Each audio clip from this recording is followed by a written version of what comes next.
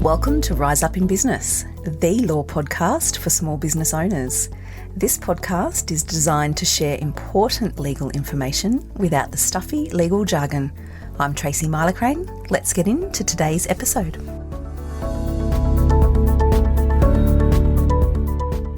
Hello everyone, welcome back to another episode of the Rise Up in Business podcast. I'm joined by a guest today, and the reason I wanted to bring this guest on is because I was reading some of her content on LinkedIn recently, and it resonated with me in terms of productivity hacks. So there's reference in the content to productivity hacks, impact on productivity, and I don't know about you, but as a business owner, whenever I read anything like that, I'm always curious, and I'm curious to dive in a little further, and that's what this content did. Today's guest is Sarah Rusbatch. Sarah is a grey area drinking coach, as well as many other aspects of coaching that she does for women. And I've known Sarah for a long time. She's a client of mine, but I've really connected with her content recently, which is around grey area drinking and what is it? And the light bulb moment for me to get really curious about this and explore it a little more was the impact grey area drinking can have on our productivity and our day-to-day. And I thought, gosh, I'm all about the hacks and I want to dive into this. What I love about the way Sarah communicates her content and her message and operates in her business is that she does not lecture us. This is not an anti-alcohol podcast. Far from it. That would never come from me. It's an educational piece. It's a knowledge piece. And if you're a long-time listener, you know that this podcast is all about educating and empowering. And sure, most of the time that relates to business legals and documentation and setting ourselves up for success in our business. But today it's about education and empowerment and setting ourselves up for success for those who resonate with this, because it might just be really informative and it might just be the thing that's missing. And I know for me, I'm exploring it because I think it might be the thing that's missing. But anyway, more on that later. Let's dive into the interview. It was such a fun, down-to-earth, open and honest interview with Sarah. It wasn't really an interview, it was more like a chat, and I think you're going to love it. Let's dive in. I'll be back here with you at the end. Sarah, thank you so much for joining me on the podcast. Thank you so much for having me. I've been really looking forward to having this conversation to share this topic with so many of my listeners, because this is something that I am really curious about. It's like a little rabbit hole that I've been going down myself. And it all started for me, a little spark, when I was reading some of your content on LinkedIn and you were talking about the impact alcohol can have on our productivity. And I'm all about productivity hacks. I'm all about hacks for everything. But that, as a business owner, that really got my attention. Do you want to just tell us what grey area drinking is? Because I know that it's a phrase, I know what it means now, but so many people still won't. Yeah. And I think that's a really good place to start, because the way that society talks about alcohol is you've got a problem with alcohol or you don't. And historically, we've used the term alcoholic. And with that term has come the stereotype of someone who has lost their job, lost their home, they're on a park bench drinking from 9 o'clock in the morning out of a brown paper bag and need to shuffle into a basement church hall to go to a meeting and confess their sins and all the rest of it. And that might be true for the tiniest percentage of drinkers. But the majority of drinkers are like me. And well, not anymore, but where I was, which was in the grey area drinking category. And I like to explain it. I think this is a great way for your listeners to put this into context, is if you've got a scale of 1 to 10, and 1 is someone who doesn't drink, or maybe they have a glass of champagne at a wedding once a year, and that is their alcohol use. Like alcohol just isn't there for them. It's not a part of their life in any way whatsoever. And 10 is the stereotype that we've just talked about. It's someone who has physical dependence on alcohol, needs to safely withdraw under medical care from alcohol, who has perhaps reached that point where they're drinking every day in the morning, all day. So those are the two extremes. Not many people in Western culture are a 1, and not many people are a 10. Grey area drinking, I put it as being about a 4 to an 8 on that scale. So we've passed the point of being a take it or leave it drinker. So we're not someone that is like, do I feel like a drink? Do I not feel like a drink? Oh, yeah, don't care. We're not that. We've got an association with alcohol. We've told ourselves a story that alcohol is what I use when I'm stressed. Alcohol is my reward on a Friday. Alcohol is what I need to ensure that dinner party is fun. Alcohol is what I need to have when I have a lunch with the girls. Like, we've got all of these associations that alcohol needs to be present in those scenarios. And the thought of changing that has got a negative connotation with it around either I can't have fun without it, my life will be boring without it, what am I going to do to unwind without it, what's going to be my reward without it. But we're not yet either at the stage where we meet physical dependence with alcohol. We probably don't drink every day. We certainly don't drink in the morning. From the outside world, it doesn't look like we have a problem. So we're still going to work, we're still running our business, we're still doing all the things. But often for grey area drinkers, there's a shift in our inner world. So for me, there was this rising consciousness of alcohol's making me feel a bit shit, and alcohol's impacting my sleep. And I'm feeling 4 or 5 out of 10 more often than I want to feel 4 or 5 out of 10. So that would be where the grey area drinkers are sitting. That's just so many of us. And as you're talking, I'm nodding along because I'll reach for a glass of wine on a Friday because I'll tell myself I've earned it. That's so many of people that I know and talk to, full transparency. I tell myself that that's my stress management tool.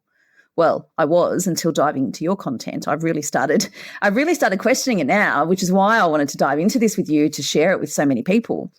When you just said we feel 4 or 5 out of 10 more often than we'd want to, let's go there, because that then, as a business owner, that affects our productivity. And there's scales of that, but we know that even 1 or 2 drinks massively impacts our sleep. We do not get deep restorative sleep after we've had any amount of alcohol. And that is because when we sleep in sleep cycles that are about 90 minutes long. And each sleep cycle has different stages, which includes a process called REM sleep, rapid eye movement sleep. This is the part of the process of sleep that's associated with dreaming, for example. And neuroscientists now know the impact that this stage of sleep has on improving our emotional processing, on ensuring that our brain can help fight certain diseases like Alzheimer's and dementia. Like, the lack of REM sleep has significant impact in our mental, physical, and emotional well-being. And we now know that when we drink any amount of alcohol, that REM stage of the sleep cycle becomes non-existent in several of the sleep cycles. So let's say you have 5 sleep cycles a night. In a healthy sleep, you would go into REM sleep in each of those sleep cycles. Science now shows us you'll maybe go into REM sleep in only 1 of those sleep cycles after you've had even just a small amount of alcohol. So what this means is the next day, you haven't had restorative sleep. Alcohol is a sedative, so you might go into deep sleep because alcohol helps us to pass out. But deep sleep is not restorative sleep. Sedation is not restorative sleep. You're knocking yourself out, and then you wake up and come into light sleep, but you are missing an entire part of the process that is essential for emotional and physical well-being. So what this means is the next day, you're not going to feel like you can't get out of bed. You have had some sleep. You might feel lower in mood because emotional processing happens when we're in REM sleep, and we've had less of that. And you don't feel fully well rested because you haven't had all of those sleep cycles. The background story to my life for years as a business owner was, I'm not hungover, I'm just tired. And that was because I didn't realize even just that 1 or 2 glasses of wine was actually really impacting my sleep. So that's one part of it. And another part of it is if you've had a bigger session, say you haven't just had 1 or 2 glasses, you've had more, you've had a big 50th birthday party or a work drinks or something. Maybe it was on a Sunday afternoon, you had a boozy Sunday session. It takes, neuroscience is now showing, up to 4 days for the brain to be able to complete any kind of complex task effectively after having a binge drinking session. So we now know that small amounts are going to impact our REM sleep, and big amounts don't just impact our REM sleep, they're going to massively impact our productivity and our ability to perform more complex tasks. So what happens then? Well, we probably try and avoid them. We probably put off the things that we can't be asked doing because we don't feel terribly hungover, but we just feel a bit unmotivated, low in me mode. Maybe we've got a little bit of low-level anxiety because alcohol causes us to have more anxiety. And we just don't have that fire in our belly to go about doing the more challenging tasks that we might need to do in our business to help move it forward. And as a result of that, the business doesn't fall apart, but it just kind of stays still for a really long time because we're often not having the confidence, the self-belief, the mental energy, and the clarity to do those extra things. So that was definitely the case for me. Goodness me, there's so much to that to unpack there. I just want to pause here and just say to listeners, by no means is this an anti-alcohol episode. This is not what Sarah's about, and I know this. It's not about that. It's about making informed choices and understanding the impact on your health. And that's what really piqued my interest when I started reading your content. I've known you for a long time, but just really reading it and diving in to understand it. And the more I was reading, the more I was realizing perhaps this is why I'm not feeling so great. Perhaps it's not, in fact, my workload. Perhaps it's not that there's so many moving parts. Perhaps there's something else. And you've hit the nail on the head when you said there a moment ago, I'm not hungover, I'm just tired. And I've said that to myself a number of times. And I really started noticing this when my daughter started playing netball and I needed to be out of the house at 7:45 on a Saturday morning. So it's no different to school, but never did drink through the week. So on Friday night, I'd have a couple of glasses of wine, but I'd wake up in the morning and think, oh, I just don't feel like it. I just feel a bit sluggish. And gosh, I've had a big week and it's the weekend. But the more I've started reading about it, the more I've started learning, actually, perhaps it's not that. So when I choose not to have any wine on a Friday night, just because it's my choice not to, I wake up with so much zest on Saturday and off we go to netball, and it's a very different experience.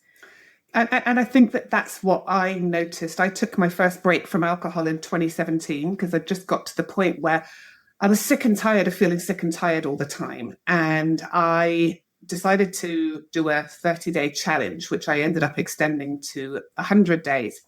And at the time, I was running my own executive search business. And I made more money in that 100 days than I made in the entire year, the year before. Wow. What an experiment. Wow. Because I had more energy, more motivation, more productivity, more mental clarity, and more confidence. And what business owner doesn't want that? You know what it's like when you're a little bit hungover or tired. If you can send an email rather than pick up the phone, you'll send an email rather than have to speak to someone and the energy that is involved in. But I wasn't doing that because I had the energy, I had the mental clarity. I was picking up the phone, and because I was having a phone call instead of sending an email, I was able to go, just while we're talking about it, have you got any other jobs that need filling at the moment? How's that role going? And it was leading to these conversations that was giving me more work, that was giving me more opportunity to make money. And the knock-on effect in that 100 days was incredible. And then it was really interesting for me to notice I decided to go back to drinking, thinking, I've taken 100 days off. I'm now going to be a grown-up drinker that just has a glass of red wine every now and then at a Sunday lunch. And it wasn't the case. That the alcohol use increased again. And very quickly, my desire to pick up the phone and have a conversation really, really disappeared. And it was like, oh no, I can't be asked. I'll send an email instead. And it's all those little moments that you don't realize that you're losing your competitive advantage over your competitors, because the ones that are having more of that energy, focus, clarity, confidence, they're doing the things that you are shying away from, just doing the bare minimum to get by. And Sarah, how did you know then how did you identify that it was the alcohol that you wanted to pause on because you were sick and tired of feeling sick and tired? How did you decide, look, I'm going to pause on the alcohol? What was it that triggered that or sparked that for you? There was a couple of things, really. I think that the first was everything else in my life I was doing healthy. I was exercising, I was going to the gym, I was going to yoga, I was eating really well. And I still was feeling tired, lethargic, putting on weight and having constant low-level anxiety. I went to my GP and I remember asking her about anxiety because I'd never been an anxious person before in my life. And all of a sudden I was finding myself, I was overthinking everything. I was worrying about, how did I sound? Did I sound like an idiot when I said that on the phone to that?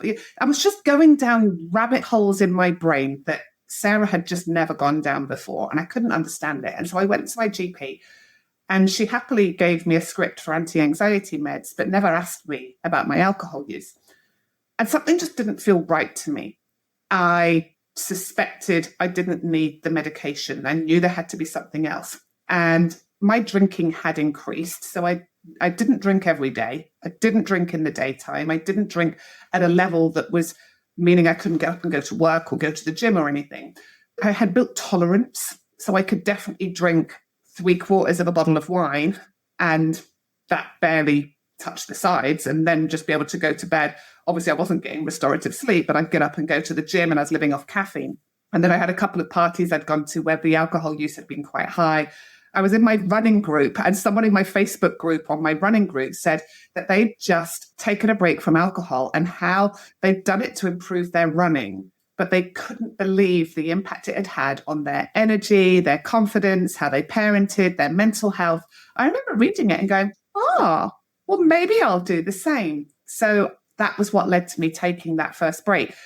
And it was literally so fast, Tracy. The anxiety disappeared, the energy returned, and I felt a sense of joy and happiness that I had not felt for years. Wow. Just wow to that.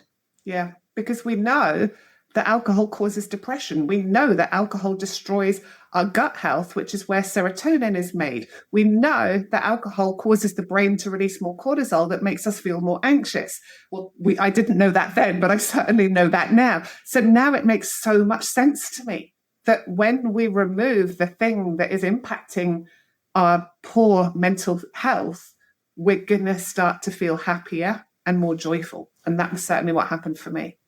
And we know that now, and you just said you didn't know that then, but you know that now. Let's fast forward to now. I know what you do now. We work together. Listeners don't necessarily know what you do now. Can you just explain that? And then I'd love to talk about your book. So I quit drinking for good in 2019, and I was running my own legal recruitment business at the time. And then 2020, the pandemic hit. And so all the law firms were like, nah, we're not hiring, with the hiring freeze. And so for me, that was actually a defining moment because my business had gone on hold. I had no work to do. I was at home homeschooling a lot of the time anyway. And so I decided to go back and study. I was just coming up to a year alcohol-free. I'd been immersed in the alcohol-free world for a really long time, even prior to that, with learning about the impact of alcohol on our mental health, our physical health. So I decided to retrain and become a health and well-being coach and a grey area drinking coach. So I studied for all of 2020. And then 2021, I set up my business. And I decided to launch the business with an interview that I was lucky enough to have with Mamma Mia. And Mamma Mia interviewed me in a very, very open, honest, and real way. And we shared my story. And I remember Polly sent me the interview to read before it went live. And I was like, oh, Polly, I don't know if I can have this go live. Like, what if my kids' teachers read this? What if, like, those school mums that don't know, like, what my inner world had been like with alcohol read this? And she said, but Sarah, think about all the people it's going to help. So the interview went live in March 2021, and within 24 hours, 8,000 women had contacted me and said, you've just told my story. Oh, right? Wow. Oh, my goodness. I did not know that part of your story. Yeah. So that was the start of my business. So since then, I built a business whereby I do a few different things. So I support people to remove alcohol. And I do that through 30-day programs. And then I take them, those that want to, on a deeper journey of, well, who am I without alcohol? Because for many of us, our whole identity is tied up with, I'm Sarah the party girl, I'm Tracy the Friday night drinker, I'm, whatever it is. And so I help people to actually dismantle the identity part so that we get to create the person who we are without alcohol. And so that's a lot of the deeper work that I do, which I love. I then started doing corporate wellbeing talks with businesses around what is grey area drinking and why grey area drinking can be impactful. And none of it is a lecture. None of it is you must not drink. But I always say knowledge is power. And the whole thing that I have about alcohol, like if you want to go and enjoy a few drinks, go and enjoy a few drinks if it's not problematic for you. But let's not hide the fact that it does have this impact on our mental health. It does have this impact on our physical health. It is a level 1 carcinogen. It is a major cause of breast cancer. It does do all of these things. So when we're gifting someone a bottle of wine to the teacher at the end of the year, is that really an appropriate gift when alcohol has now been called out as a level 1 carcinogen that directly causes breast cancer?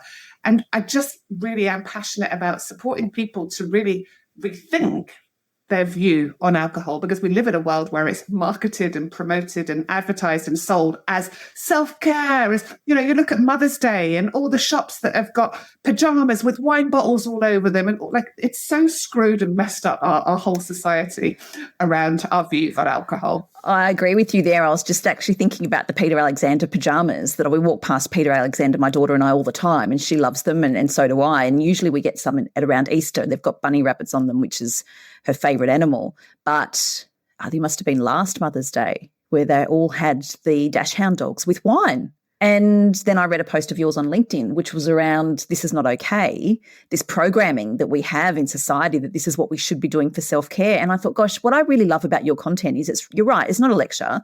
And for anybody who goes to follow Sarah on LinkedIn or read Sarah's book or go and check out Sarah's website, put all the links in the show notes, but you'll notice that none of it's a lecture and none of it's dictating you must not do that. What I love is that you're shifting the landscape and that you are educating anybody who wants to be educated, but you're educating us around this thing called grey area drinking, and that there's no shame attached to it. And this is where so many of us will identify, myself included, and you don't have to be there if you don't want to, but it's your choice. And I love that what underpins your content is just be informed.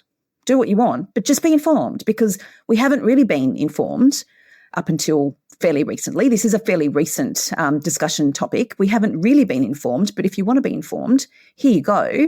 And here's all the fabulous things you can do about it if you want to. And I love that about your content and the marketing in society. You're right. It is problematic, I think, because there's such a focus on this is what you should do when you're stressed. This is what you should do to relax. This is what you should do when you've got some kid-free time. Treat yourself to a glass of wine and a chocolate. And I also identify, I've done a lot of work on this, but I also identify as an emotional eater. And I got to the point where I'll say to myself, Tracy, you're not a dog.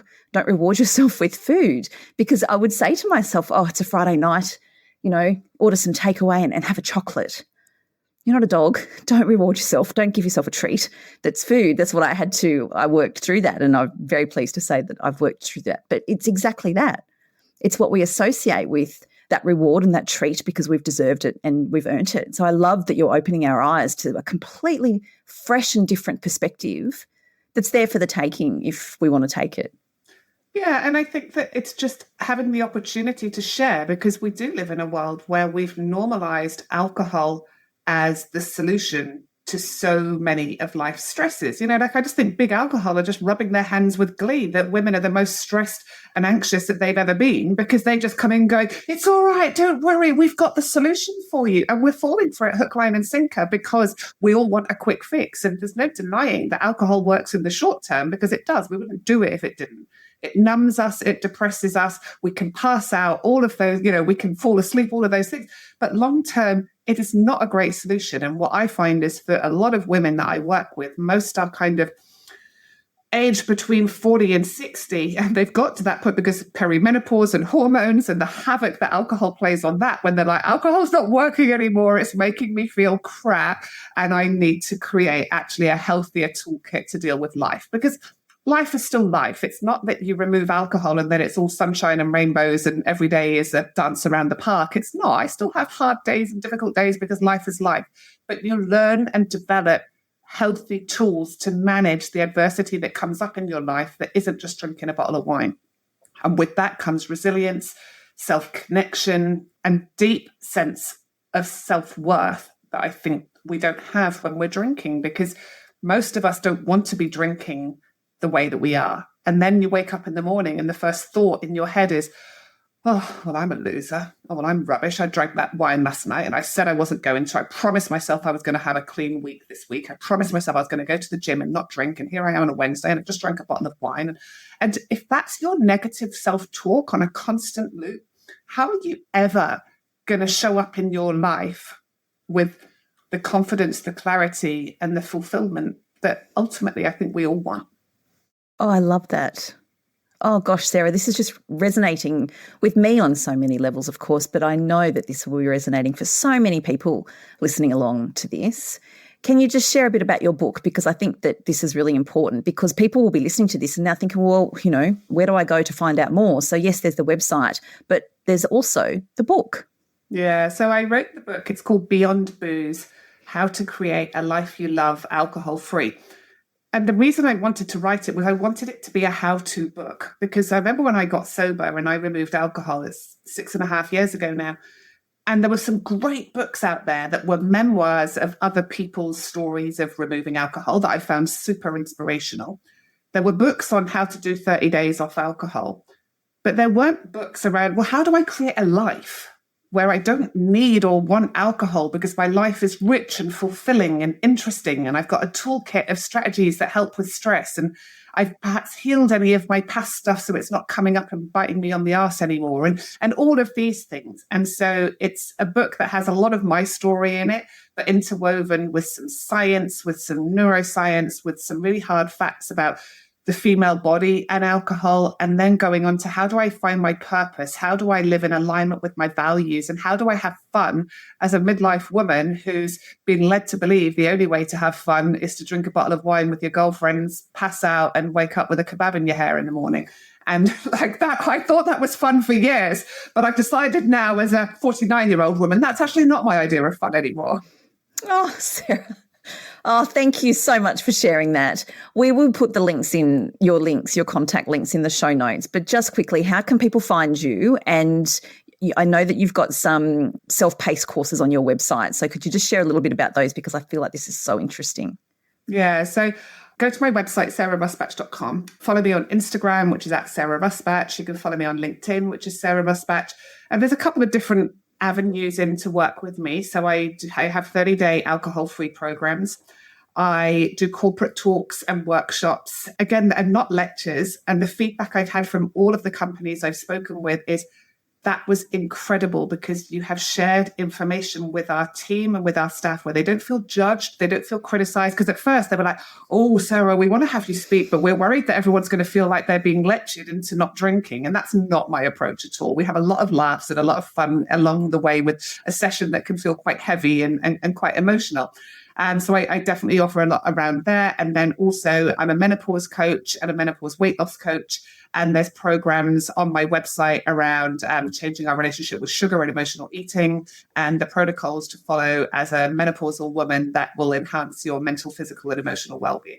Oh, goodness. That's just all nuggets of gold right there. Sarah, thank you so much for joining me. I appreciate your time so much. And I really look forward to hearing stories from people who have reached out to just explore a little more around grey area drinking and what it is. And I'm really looking forward to hearing more stories when I speak to listeners and many, many clients of mine in relation to the productivity hacks and just how much this really does impact productivity, because I'm running a bit of an experiment of my own at the moment, which I'll report back on.